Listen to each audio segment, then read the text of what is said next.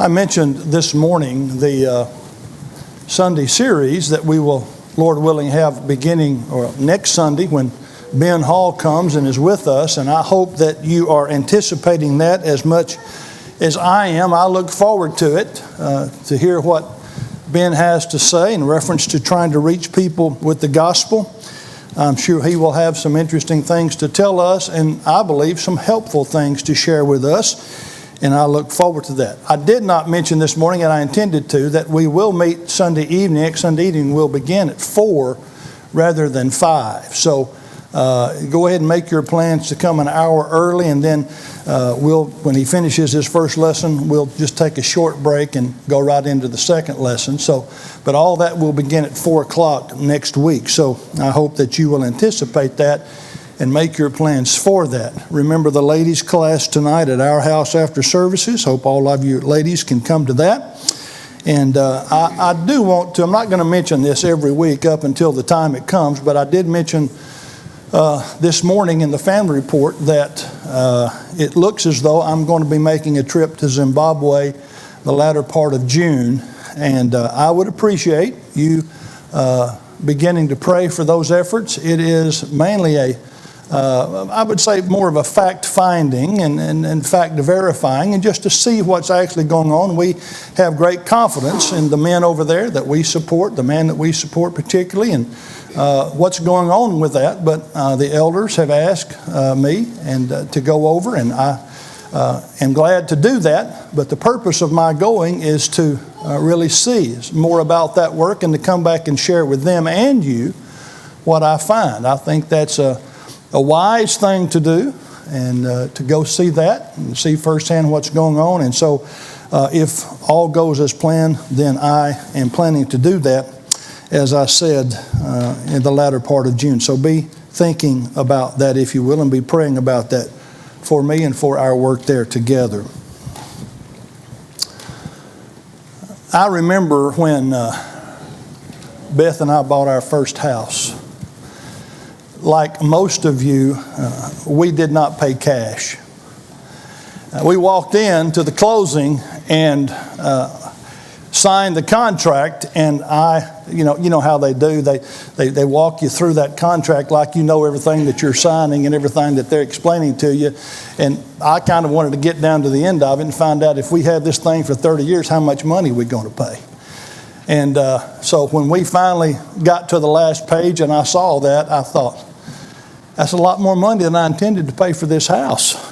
And it was because, as all of you probably know, most of you have probably gone through that, there was a debt that we would owe, but we got the house because that was something that we had wanted to do, but we ultimately owed a debt. All of us are familiar with debt, most probably. We may be in debt with college loans. We may be in debt with cars that we have bought or houses that we have bought, or there just may be personal circumstances that create some sort of debt for us. And this is not a lesson tonight that's about the positives or the negatives about going into debt. That's not what this is about.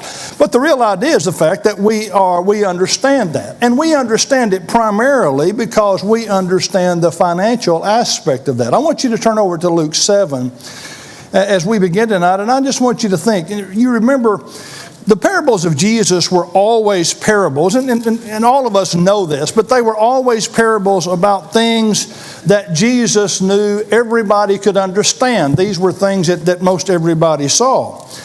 And so Jesus talked in Luke 7, beginning in verse 41, just a very short parable about those who owed. He said in verse 41, there was a certain creditor who had two debtors. One owed 500 denarii and the other 50. And when they had nothing with which to repay, he freely forgave them both. Tell me therefore which of them will love him even more. And Simon answered, said, I suppose the one whom he forgave more. And he said to him, you have rightly judged.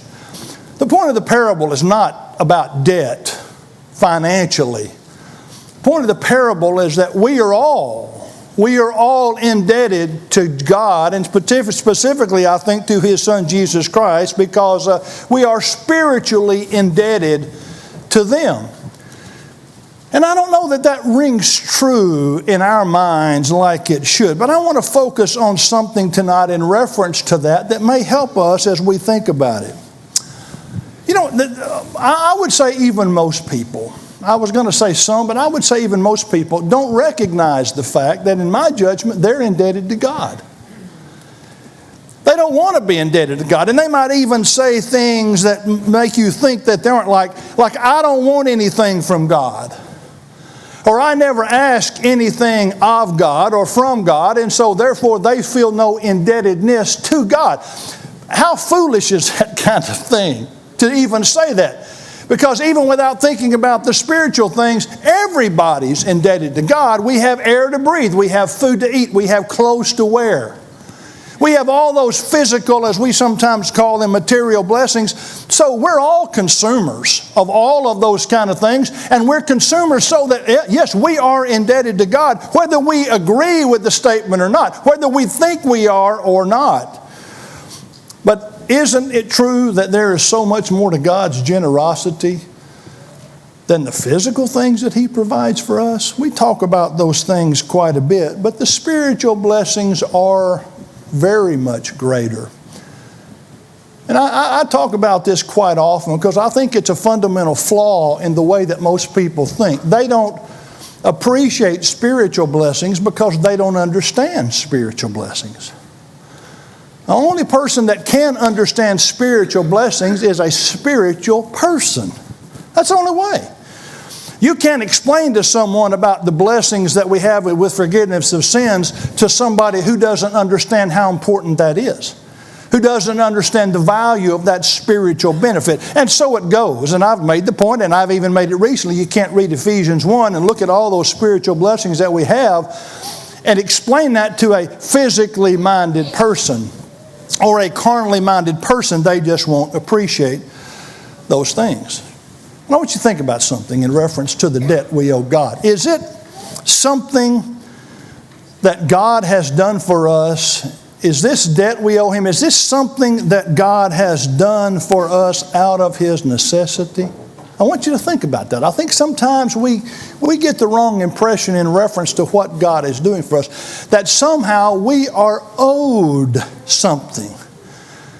And that statement is wrong. God doesn't owe us anything. God has done what He has done, not out of necessity, but out of what we commonly call grace.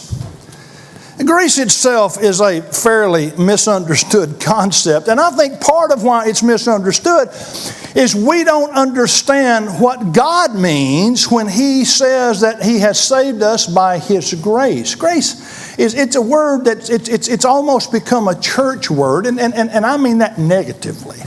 It's almost become a church word that people just throw out to say that we don't need to respond to God in any kind of way, that grace is what saves us. And I'm certainly thankful that it is true, because that is the case. But I think there is a response to grace that God not only expects, but that I think God wants from us. And I think therein lies part of the problem that a lot of people have with this concept of grace itself. Let me just read for you three passages. You may want to follow along. I'd be glad for you to. The first one is found in Romans 3. Romans 3, beginning in verse 23. Notice what Paul says. For he says, "For all have sinned and fall short of the glory of God, being justified freely by His grace through the redemption that is in Christ Jesus." So it kind of packages both the fact that we're sinners and how God has saved us freely by His grace. So that says what a lot of people believe. It says what I believe. I believe that's true. Again, the problem is not what it says. The problem is what does it mean when he says that. Or the passage that we're very familiar with, Ephesians 2, verse 8, "For by grace have you been saved through faith, and that not of yourselves, it is the gift of God." We hear terms like free, and we hear terms like gift. And again, we just think that what that says, that is something God has given us without obligation. And I think when we think about that, I think we have an erroneous concept of what grace really is all about. Turn over to Paul's letter of 2 Corinthians. I think it's chapter 9 is where I want you to go. 2 Corinthians 9, and I want us to look at the last several verses of this chapter, beginning in verse 8. Okay? I think obviously Paul has some specific things in mind in terms of what they were giving and the fact that they had been giving generously. But I want you to notice what is said, I think, in principle, beginning in verse 8. When Paul says, "And God is able to make all grace abound towards you, that you always having all sufficiency in all things may have an abundance for every good work. As it is written, He has dispersed abroad, He has given to the poor, His righteousness endures forever. Now may He who supplies seed to the sower and bread for food supply and multiply the seed you have sown and increase the fruits of your righteousness, while you are enriched in everything for all liberality, which causes thanksgiving through us to God. For the administration of this service not only supplies the needs of the saints, but also is abounding through many thanksgivings to God. While through the proof of this ministry they glorify God for the obedience of your confession to the gospel of Christ, and for your liberal sharing with them and all men, and by their prayer for you who long for you because of the exceeding grace of God in you." And then he closes this section in verse 15 with "Thanks be to God for His indescribable gift." I think the indescribable gift there that he's talking about is this grace, this favor that God extends to all who are interested in receiving that from Him. And I find this gift to be something that is, as Paul says, is indescribable. And when you really stop and think about what God continues to do for us, not just having done it one time, but continues to do, it is an indescribable thing. And so I think that's what he's saying here, that this favor that God shows, or maybe sometimes we use the term bestows upon His people, is certainly indescribable. So here's my question. What is this? And how do we react to that? Well, grace, I grew up all my life hearing preachers say grace is unmerited favor. I've heard that all my life. It's a little bit redundant. A favor is unmerited. Grace is favor. In my judgment, grace is simply favor. It's something that is shown toward those, and it's shown because the party is willing to extend that to someone. It is a free gift. But my question to you when we think about is it free is it without cost? And is it without debt? And is it without obligation? See, that's the issue. Simply, it was just something God gives us. Well, I'm not doubting that. It's certainly not something that's earned. We don't do so much and God gives us so much grace. That is contrary to what Scripture tells us. But again, is there some obligation that we face? And I think that if we go back and think about how the idea, even 2,000 years ago or so, I think the people then who understood this idea of favor or this idea of grace understood that there was a debt owed. Somebody doesn't extend something to you without you feeling some obligation to repay. If it was a small favor, then what was expected in return would be a small favor. Someone who is willing to share, to respond to that.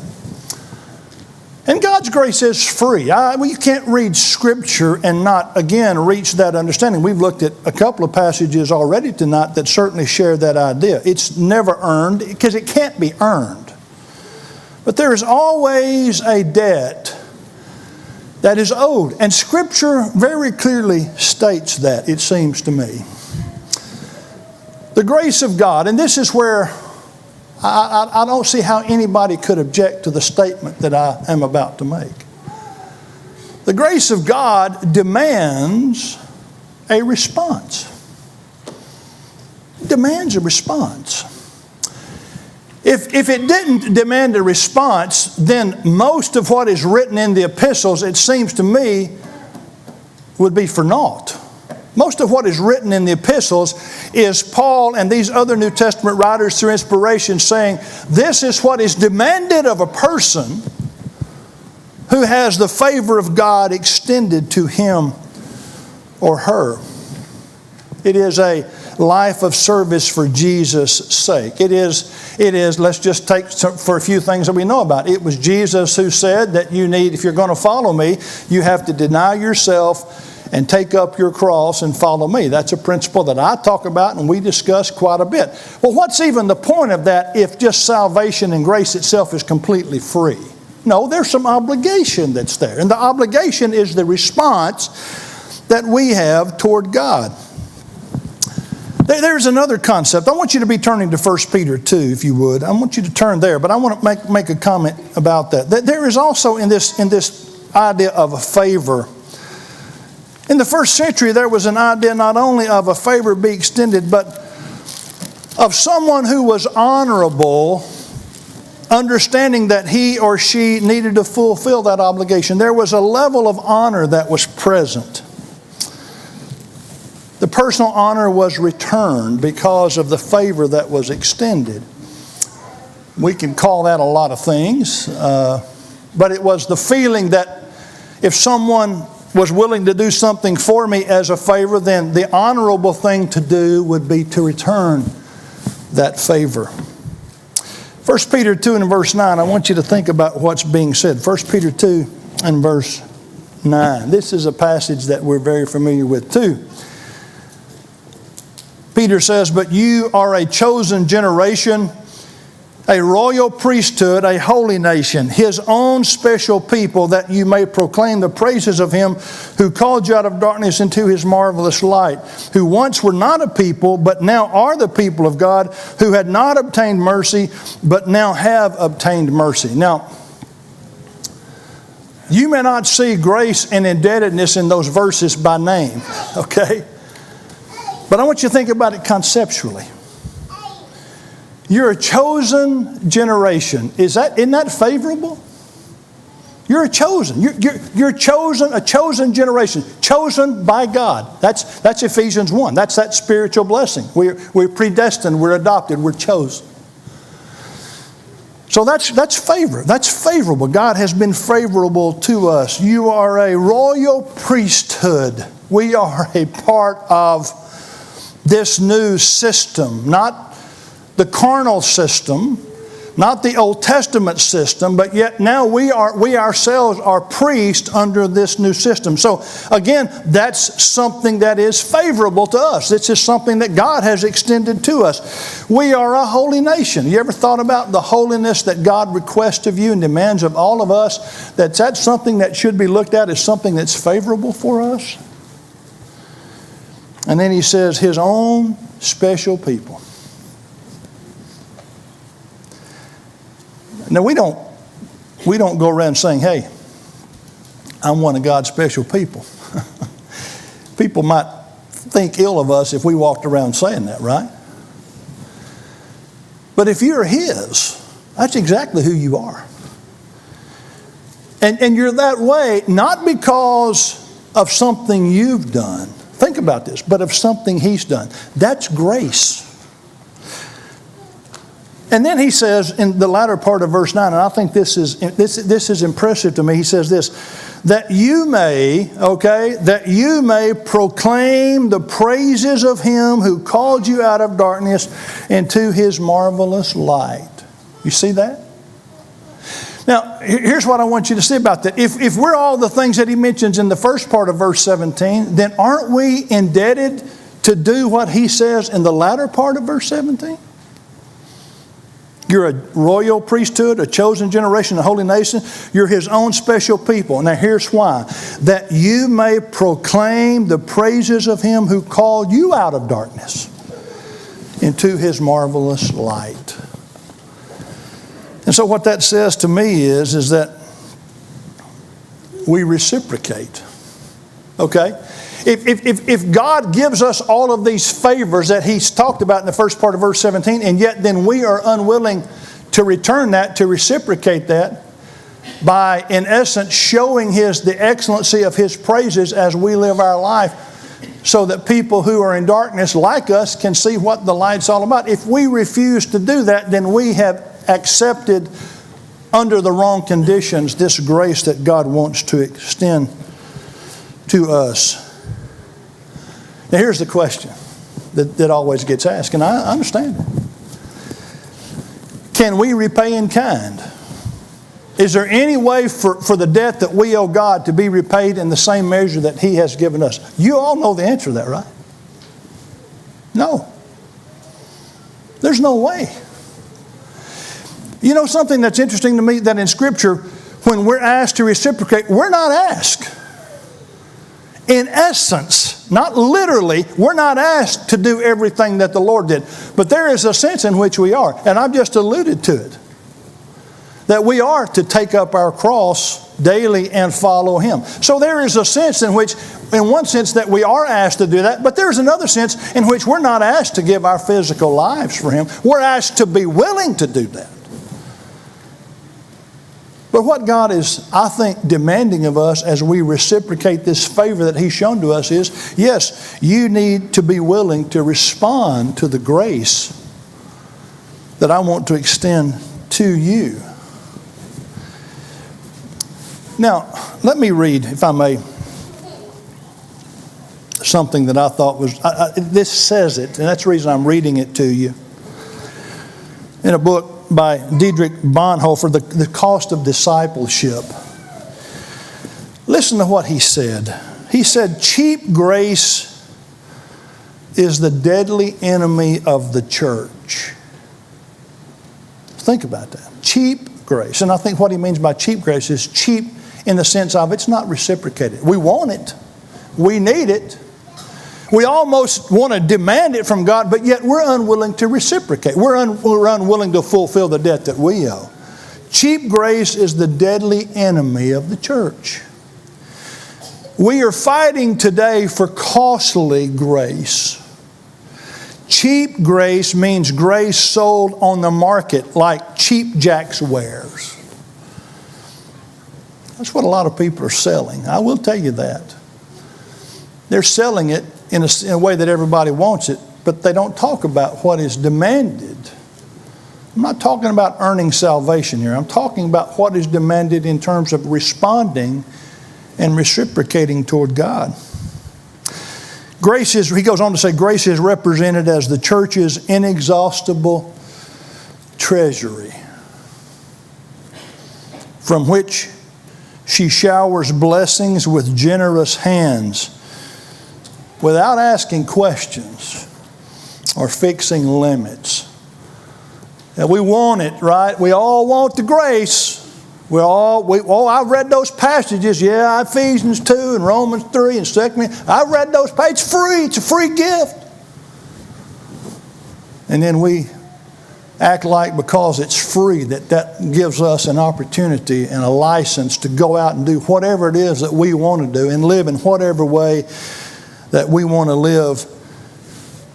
And that's his point. We do that without asking questions or fixing limits. It's just something that God gives you. And I hear people talk about it all the time. And I'm not opposed to the comment that salvation is by grace at all. But there's a response that God wants from us. He goes on to say, grace without price, grace without cost.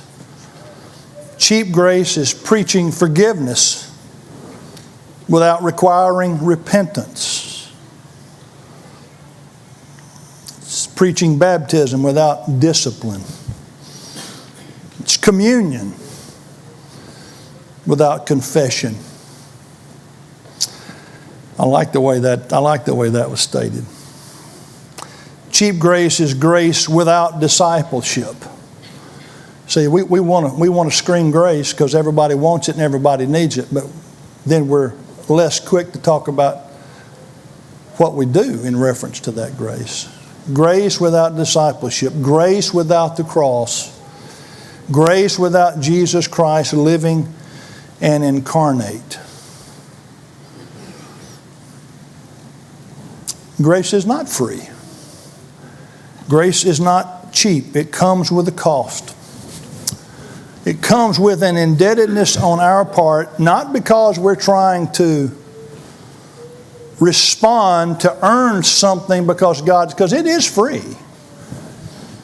But what is demanded of us, I think, is something that we oftentimes take for granted. This happens a lot with Rye and with others who are song leaders. They have no idea that they hit a home run in terms of the songs that they selected. Listen to this. Oh, to grace, how great a debtor. Daily I'm constrained to be. Let thy goodness, like a fetter, bind my wandering heart to thee. Never let me wander from thee. Never leave the God I love. Here's my heart. Oh, take and seal it. Seal it for thy courts above. That says it, right? We could have just sung that verse again. I thought about mentioning that song because he just led that song for us. I thought about saying something about that at the beginning, but I don't think it has the impact that maybe it has now. Oh, to grace, how great a debtor. We are debtors because of the favor that God showed us. Daily we're constrained. You see that? There it is. That's the reciprocation. Daily we're constrained to be. Let His goodness, like a fetter, bind my wandering heart to God. I think that's a powerful statement, and I hope it's meaningful to you as well. We do owe God something for the great grace He has extended to us, and every day we ought to wake up thinking about that, being grateful for what He has freely given to us, but understanding there is a response that He wants and that He demands of us. And I hope that we're all willing to do that. If you have a spiritual